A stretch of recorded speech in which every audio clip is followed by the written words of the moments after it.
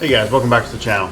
In this one, I'm going to go over my setup, what I bring, and what I use for my co-angling bag.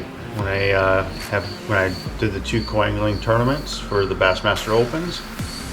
Now, this is my first year doing it, my first 2 tournaments ever doing this. So, by all means, I'm not an expert with this stuff. This is just my setup and what has worked, what hasn't worked for me, and a couple of tips if anyone else is deciding to go this route. I have tried a couple different things with the setup. I've tried a different setup, different bag. Actually, in this most recent tournament at the La Crosse, Wisconsin, day 1, I actually used it's like a tactical backpack. It's a little bit bigger, but it was too bulky for me, and it's just kind of a pain. And it's just too bulky. So I needed something a little bit smaller. So I went back and used this one. This is the one I used in Leech. No, I don't have any footage for that because I didn't have the GoPro for that one. But I brought the GoPro. I'm not sure when this video will come out, if it'll be coming out before the La Crosse tournament or if it'll come out after. Either way, it doesn't really matter. I used this one for day 2 on the La Crosse tournament. It worked out much better. It's a bit more, it's not as bulky. You got to pack it right with whatever you need and things that, make sure you don't forget stuff that you might need on the water, but don't pack too much. What I found is that I started packing too much stuff. Really, I mean, as a matter of fact, so I have 3 of these boxes. These are 3,700 boxes. They're not the deep ones, just the regular. And I had 3 of those boxes to start with on day 1. I even had them in, the Leech Lake tournament. I had 3 of those boxes. Once you get kind of figured out what you're gonna do, you can actually narrow that down to just 2 boxes. Because certain areas, certain places, you're only gonna have certain plastics that you're gonna throw, and certain hooks and baits and stuff, and you really don't need a ton as a co-angler. You really don't. And I learned that, especially going, this last tournament at La Crosse. Day 1, I had 3 boxes. I barely touched any of that stuff in those 3 boxes. So day 2, I fixed my setup and I only had 2 boxes. And I'm going to show you guys, what I did differently and everything for those 2 boxes. Why I went to 2 instead of 3, and then what I put in those 2 boxes instead of having 3. It worked out much better that way because it's lighter and less bulky, and I can, for example, I can fit my rod socks in there too if I want it. I also have a tip for those rod socks, if that's not the way you want to go. And it's a way that I was thinking about, but then again, I was trying to keep light and carry as less as I can, and pretty much keep the boat less cluttered, right? Because you don't want it cluttered, because sometimes that boater is going to want to, he's going to need to get down into the passenger seat there where you sit and to land a fish. And absolutely nothing wrong with that, right? I mean, so you want to keep that area clear, so that way in case he's fighting a big fish, he's got that area to get there and to land that fish safely. So keep that in mind, less clutter, and with rods too. I'll jump on the rods real quick. I forget what you're allowed.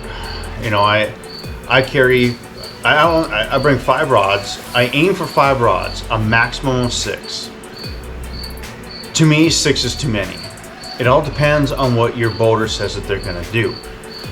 So on day 1, I packed 5 rods because I wasn't quite sure what was gonna happen, and I packed certain rods,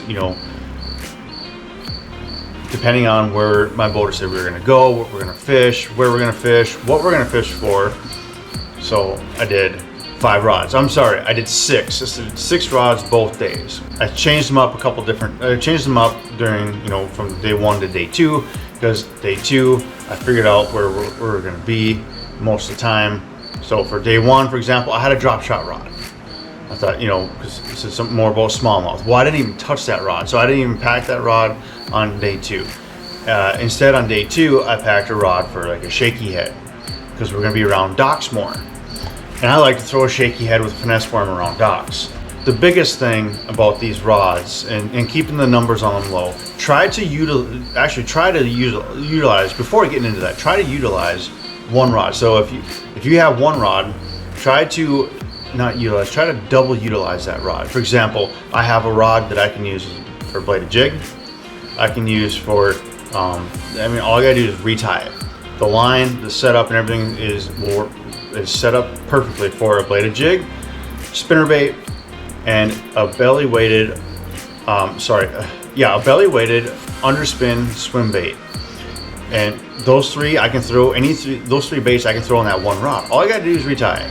So that helps cut down, the amount of rods you put bring on the road into the boat, which helps with clutter. And then plus, sometimes the rod storage for the passenger, every boat is different. Sometimes they're pretty good, sometimes they're not. What I mean pretty good and not meaning sometimes they got a good amount of space, sometimes there's not a lot of space. And sometimes they're very particular, like there's like maybe 4 spots. Well, then you gotta kind of cram them in there safely and make sure you can strap them down or watch them so that way they don't fly out if you guys hit rough water. So that's all things to consider. And with the rods too, here's a tip for the rods. Get rod straps. You're not gonna need them while you're on the boat, but while you're walking to the boat or whatever you're walking around with rods, get rod straps. You don't have to, obviously. I recommend them. I use them and they work great. Now watch, I've got 5 rods here strapped together. Now, of course, day 2 I had 6. This last term I had 6 rods strapped together. Works great. Now watch. I only need one hand. One hand. Okay. Got all these rods, and there's 5 rods here, and they're not falling all over the place. So I've got a rod strap here. This one happens to be from Cabela's. Get whatever you want. You can even make these yourself if you want. Just get some 2-sided Velcro. You don't have to buy anything specific. You can do whatever you want. So I got one there on the handle, and then one part way up. I don't go all the way to the tip here, obviously, because it's hey, it's more flexible. You don't want to put strain on your rod tips. Put it about a third of the way down. But this works out pretty good, and you're gonna want to do keep these strapped with your rod socks on to help protect them. But if you don't, it's not the end of the world. And this works out pretty good. And all you gotta do is just take this and set it down into the boat. And then when you guys are waiting to launch, because you're gonna be sitting for a while, you can just get them set up while you're waiting. So that's actually a tip. I'm sure it's not new. I'm sure a lot of guys do it, but I've seen a lot of co-anglers in these tournaments carry these rods, and they're just kind of falling all over the place, and it just looks like a huge pain. So that's my tip. I don't know if anybody ever. I'm sure everybody knows about it, or a lot of guys know about it already, but from what I've seen, not everybody uses them, and it just makes life easier. It made life easier for me anyways. The other thing, okay, so with the rods, and keeping those rod socks, wrangled, right? You don't want them sitting around on the boat. You don't want them sitting around on the bottom of the boat, because when it's time to go, and your boat is going to want to go, and doesn't want to worry about your rod socks flying out of the boat. So when you sign up for these tournaments and stuff, you become a member of Bass, right? Well, they always send you these little bags, and they're great for plastics. You can put whatever you want in them. But what I do, and I think maybe what you guys have probably seen in some of my videos, I put rod socks in these actually in my rod locker of the boat. So I bring one of these with me, and I will, and all you gotta do is just get like a carabiner and strap it to your backpack. You got a zip here, so that's all you gotta do, and easy, very easy. And then they're contained. They're not flying everywhere. And strapped to your backpack. So if you got to move your backpack, so your boater can get to the seat. You got a backpack, lift it, move it, good to go, right? Or if your boater has a spot in a compartment, you just put them in here, put it in the compartment. The same with rain gear. So we'll get to rain gear in a second. But this is something's, and it doesn't have to be this bag in particular. Whatever bag you want. And during the tournament, I actually didn't use that bag. Another thing you can do is, with this bag here, I had a spot in the side, I had space in the side, so I just jammed them down on the side there. The key thing is to keep them contained so they're not flying all over the place. Keep the boat clean. Your boater's gonna really respect that and is gonna be really happy with you doing that, because if your boater doesn't want to worry about your mess, trust me. I mean, common sense, right? So keep it clean, so that way your boater doesn't have to worry about it, because when it's time to go, it's time to go. They don't want to wait for you. I mean, you got to understand that, right? And rain gear. So a lot of times you'll know your boater the night before. Call your boater, talk to them if you have. So for example, with me, where'd it go here? My rain gear is a little bit bulky. Cabela's is kind of insulated. So I mean, not everybody's rain gear is gonna be this bulky. A lot of times you can fit your rain gear inside your bag. That's great. If you can do that, awesome. If not, get like, you know, a strong bag. So I like this Bass Mafia, you know, money bags. They're really durable. You can throw them pretty much anywhere, and they're just super durable. And plus, this big one holds my rain gear. And then, but just talk to your boater the night before and say, hey, do you have a spot where I can put my rain gear? I've got it in a separate bag. You have a compartment I can throw it in. Just talk to your boater about it.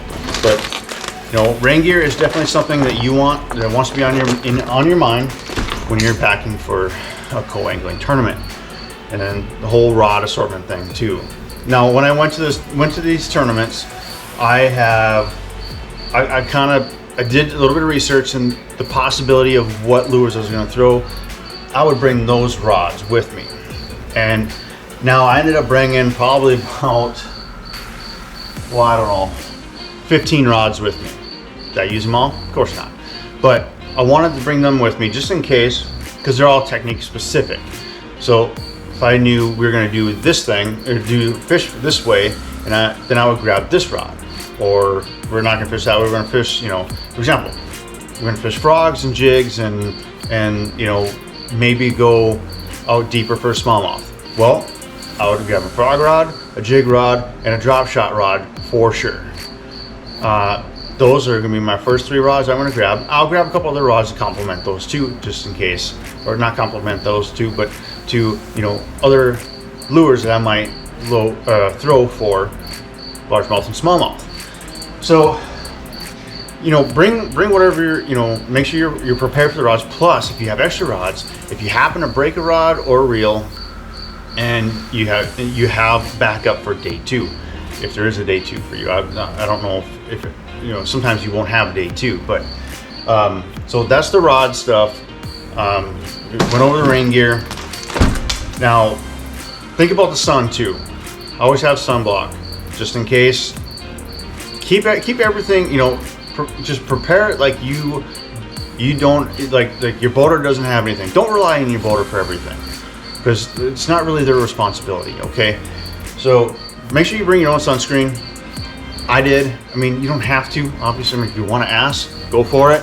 But I made sure to bring my own stuff because I don't want to depend on them, and I'm sure they don't want to worry about you. I mean, it's not their responsibility, like I said. So make sure you got sunblock, lip balm to protect your lips from the sun too, because I don't know about you guys, but my lips do get sunburned every once in a while, and it sucks. Okay. So the next thing you want to do is, you know, bring your own stuff. Bring your own pliers. So, and your own scissors. So with this backpack, what I like, I'll bring it up closer here, is it's got a side strap here. So I've got pliers with a sheath, and it's got a little loop on the back, so I just slide it there and it's tucked right there. It's got a little snap here, and it's snapped right there. So the pliers, it works out great that way. And the other side, these are Eagle Claw, you know, scissors. I went cheap because I couldn't find a sheath for, like, say, my Rapala scissors, but you know, Eagle Claw scissors, they actually work pretty good. Very inexpensive, like what, $4 or $5, I think. So I got the same thing over here. So I got it up right here. So I've got my scissors and my pliers ready to go. Now, also bring your own scale. Do you have to? Probably not. And I'm sure the boater might allow you to use theirs. But I don't want to depend on my boater's scale. You know, I mean, I want to have my own. I want to be self-contained. I want to be, you know, I don't want to rely on them. I want to rely only on myself. So bring your own scale. I've got a scale packed in this pocket here. I think in this one. Yep. So I've got sunglasses. I've got my scale here. I did just buy a new Bubba scale trial because my other one wasn't working that great anymore. And I got some backup baits, some plastics, you know, stuff I was gonna try, and then my sunscreen. So this is maybe a little bit too large of a bottle, but it's what I had. I didn't feel like going out buying another one, so I just put that one in there. You can get smaller bottles too. I mean, that's not a big deal. I mean, it's probably a better idea to get the smaller ones because you're not gonna use the whole thing while you're out on the water for one day. So that works out pretty good like that. And for, you know, bringing your own scale and stuff, and your own call tags.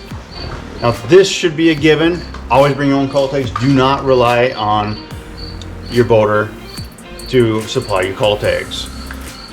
This happens to be, you know, the Accu Call by Ardent, or yeah, the ones where you can track your pounds and ounces. It doesn't have to be these. You can do it however you want, but be sure to bring your own call tags. And then, you know, storing your phone and stuff. It's nice to have. So these Bass Pro Shops, you know, you can get these anywhere. You know, you can even use just regular. Well, I would say you could use just a regular Ziploc baggie, but I've tried that. They don't really keep water out that great. So these ones do. You can use this. Put your phone in there.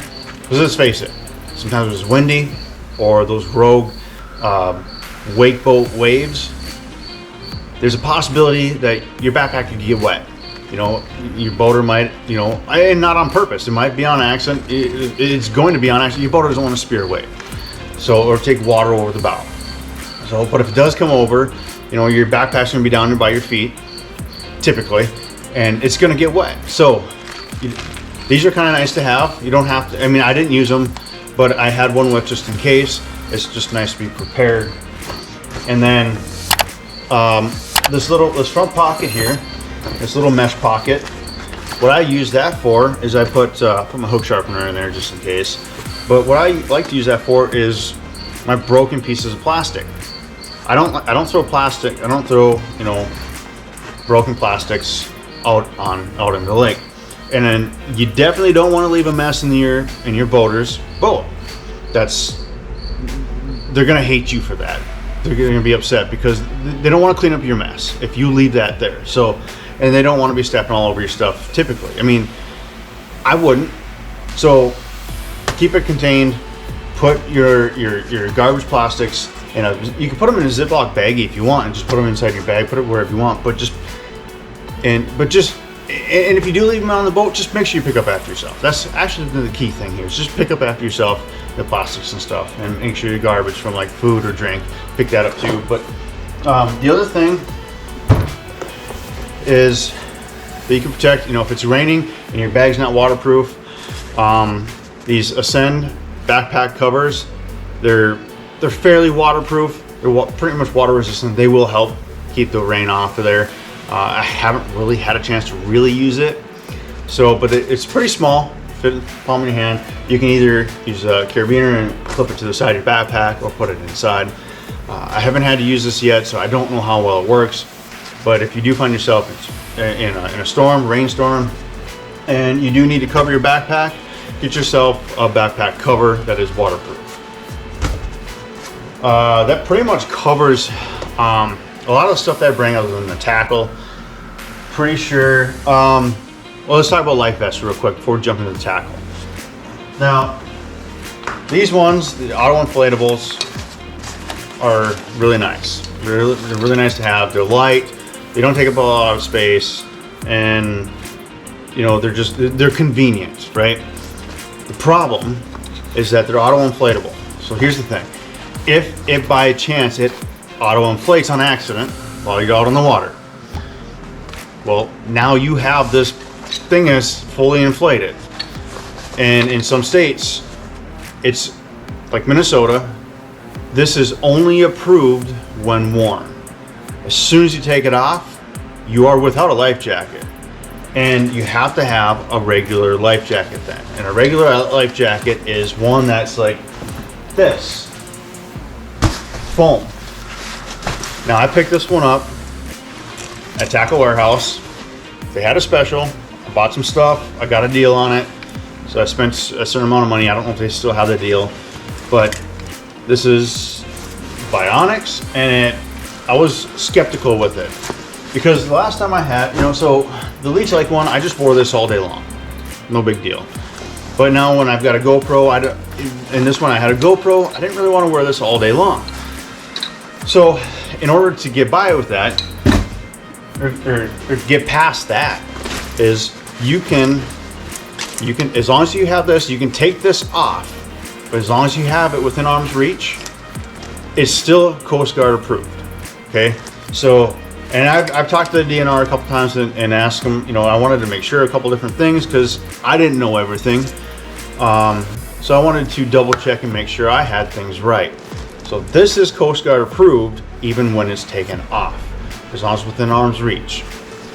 So I do recommend getting one of these, being since you're the co-angler, the non-boater, you can just take this off and set it down on your seat, and it's pretty easy to move. If your boater just needs to sit down there, he just sits on it. It's not really that bad. It's not in the way. Just make sure it's not in his seat, his or her seat.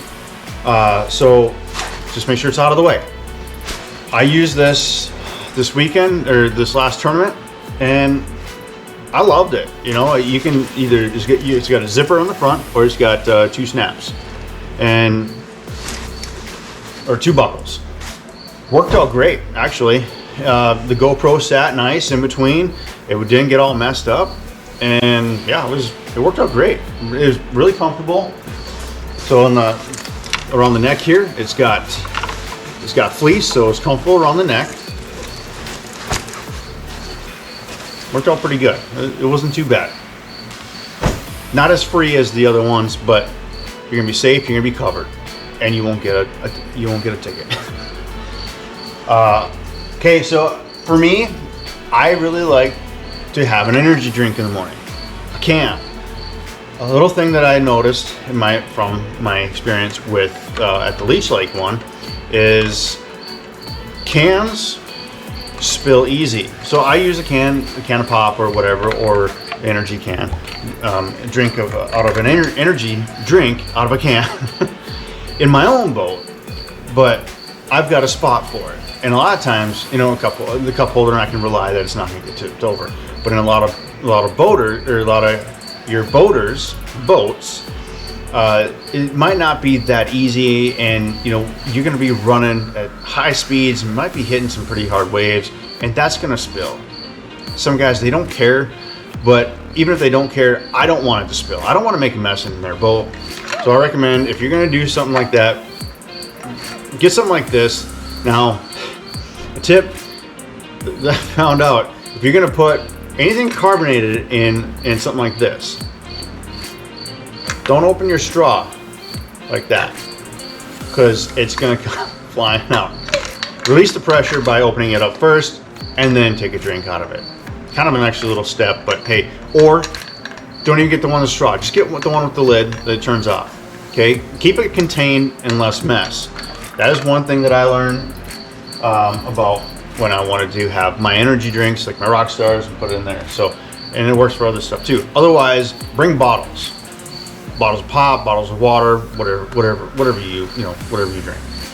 So that's the thing, that's another tip for like the cooler wise, and whatever. And obviously, bring your own snacks. Again, garbage, keep it contained, keep it cleaned up. The next thing I'm going to go over is my tackle. Like I said, typically I run 3 3700 boxes in my bag. I won't do more than that because it's too much, really. I mean, as a co-angler, you won't touch all that. And typically you already have your rods rigged, so you already got stuff on there. Now, initially, I've got one box. So this is going to be, I'll do my 2-box setup first. So this one, we did more power fishing. So if I'm going to do more power fishing, I've got more stuff like, I've got bladed jigs, I've got spinner baits. Here, let me take you guys off of here and show you. You can see a little, you'll be able to see it a little bit better. I'm looking through a box that's shining from the lights above. All right, so here we go. So we'll start up here first. So I got hooks. You know, I've got, you know, so I got some crankbait snaps, some swivels, and some other stuff here. My, you know, for my bobber stops here for my weights, and then underneath that I've got my hooks. Any hooks that I'm going to need for the day. Now this is too many hooks. I just didn't want to take them out of the bag. I just pulled them out of my tackle storage for my boat. And then belly weighted, underspin, bladed swim bait hooks. And then I've got my weights here. I got Nico weights. I've got flipping weights. And then here we got some shaky head jigs. And then over here, this one here used for spinner baits, bladed jigs, more bladed jigs, 2 different sizes. Oh, and then I have pre-rigged bladed jigs, so that way I'm ready to go if I want to switch. I kind of had a preconceived idea of what kind of colors I was going to throw. Doesn't mean they're always going to work, but it's best to be ready just in case. And then I've got swim jigs here, 2 different sizes here. And then I've got my frogs. I'm not going to bring a bunch of frogs because you really, you know, I mean, I guess you can get bit off by a pike, but bring a couple. And then I got a top water here, which I never use this. And then, but typically, if I know I'm going to do a bunch of different things, I will put a few more like hooks and stuff in here. But this is just for my part of my 2-box setup. So I'll do that there. Now notice that I had no drop shot hooks in there or nothing. It's just pretty much largemouth oriented. Now this next box is just going to be plastics, and you know, you're going to notice right away. Little tip: so in this bag, the boxes sit like this. If possible, I do recommend getting a box or a bag where they sit like this. And the reason why is like this here. So like your beaver style baits is not so bad. Your swim baits are going to be okay. But it's where your worms, you know, your worms are going to get like crushed and pushed and, you know, up like that. And then when you open the box, you got stuff like this. So it's hanging out. It's kind of a pain. But anyways, getting back to what's in here now. Like I said, I had a preconceived idea of what I was going to do. So I've got jigging and pitching, punching, whatever it is, or Texas rig. So for those 3, you know, I'm going to use these pretty much for trailers. And then, you know, the underspin swim bait hook, I've got these here. Okay. Now, and I did bring this, you know, and I got some worms here, and then I got, these are my trailers for my bladed jigs. That's typically really all I needed. Now, if you're gonna go do more smallmouth stuff, and now if you're, so for Leech Lake I had 3 boxes, and the reason why is because we went from largemouth to smallmouth. So I needed some smallmouth gear. I wasn't quite sure exactly what I was gonna throw for smallmouth exactly, but I had an idea, and it was either going to be a drop shot or a bladed jig or something like that, or maybe even a tube. So I would have a 3rd box, you know, with some more finesse style, you know, baits suited for a drop shot, or, you know, it's like tubes and stuff like that. And then I'd have different hooks. So that's where I would have a 3rd box. But typically I would like to try to keep them between 2, you know, in 2 boxes. But if not, if you know there's a few different things going on and you want other options, then I would go 3. Personally, I'm not going to go more than 3 boxes. It's just too much in my opinion. So what I've got going on here is, this is kind of what I had for my other box. Now this is a little bit different. So this is what I started with, and I had some pre-rigged, you know, swim baits here, you know, for like some smallmouth stuff here, and I've got some drop shot baits here, more here, and then some small swim bait stuff here, you know, the pin style tail here, And then I have some more drop shot style baits here. Got some small leeches, and then my top waters here, because I thought maybe, you know, we might get a top water bite going. I wanted a couple different colors. This is probably too much. So I have the space, I put them in there, and then some other top waters here. So I, you know, my frogs, I mean. So I feel like I brought too many frogs the first day. So this is the stuff that I kind of put into a separate box, and I packed, I set aside.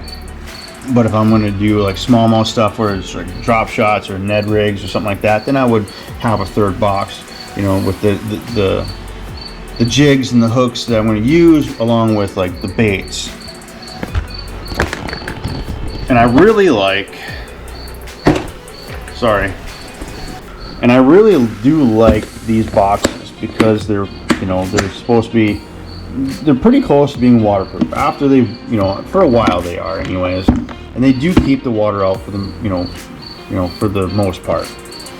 So that's pretty much my setup, actually.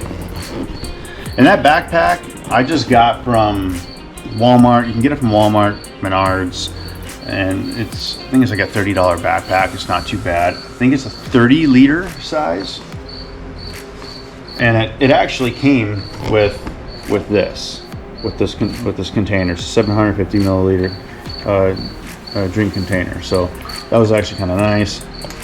And then, you know, I utilize these side pockets here, and then, you know, the side pocket here too, you can utilize for stuff. So there you go. There you have it. That's pretty much my setup for what I have for fishing these co-angling tournaments. I'm going to make some adjustments here or there. There's some improvements to be made. I know that. Also, too, when you are going, if you're going to do stuff with, you're going to need leader line, make sure you bring some leader line too. You can get some small spools of those. Make sure you bring some of those with too. That's another side tip, but that's pretty much my setup that I'm going to have for, you know, fishing these co-angling tournaments. I mean, the two that I fished in, I really don't need much more. And just remember, try to condense. You don't need a ton of stuff out there. Just make sure you can double utilize some of those rods. That way it keeps the clutter down, and it makes life easier on you as well. That's pretty much it, really. I mean, keep it simple. You know, try to keep it as simple as you can. You know, you want to pack, of course, sunglasses, right? I think I talked about it. Put sunglasses in here. Sun gloves too. Put them in there if you need to. Whatever you got to have. Just make sure, you know, for me, I made sure that I was self-sufficient, cleaned up after myself, kept things tidy, and made sure that I could move stuff out of the way quickly if the boater needed to get to a certain part of the boat or just get down to the seat to land a fish. That's gonna do it, you guys. You know, this isn't a perfect setup, you know, and I'm not an expert in co-angling by far. I'm gonna try and do some more of it next year, you know, if I can. I had a lot of fun doing this, and I mean, it's a whole new world. And I'm gonna go through like stuff that I learned. I'm gonna do a whole different video on stuff that I learned about co-angling and my point of view of it, and things that I did, and, you know, things I hear other guys doing, and things, you know, what I feel like you should do, and things that, you know, I feel like you should not do. Because there's a lot of gray areas and stuff, and there's a lot of things that, you know, we'll get into a whole nother video. I mean, that's gonna be a whole different video. But for right now, I'm just going over my setup and how I fish this stuff. This kind of got this video kind of got long, so I apologize for that. But it's a lot of information here. I really hope this helps you guys. You know, there's a lot of videos out there with guys, different setups and stuff like that. So this is my setup. This is how I like to go. Try to keep it simple. Remember that. Try to keep it simple, and have fun out there. I mean, you're typically going to be fishing with another guy who's got a ton of experience. Have fun out there and learn. And I can't stress enough, keep it simple. All right. So thanks again, guys, for watching this. I hope this helps you out. And if you haven't already, please subscribe to the channel, and we'll catch you in the next video.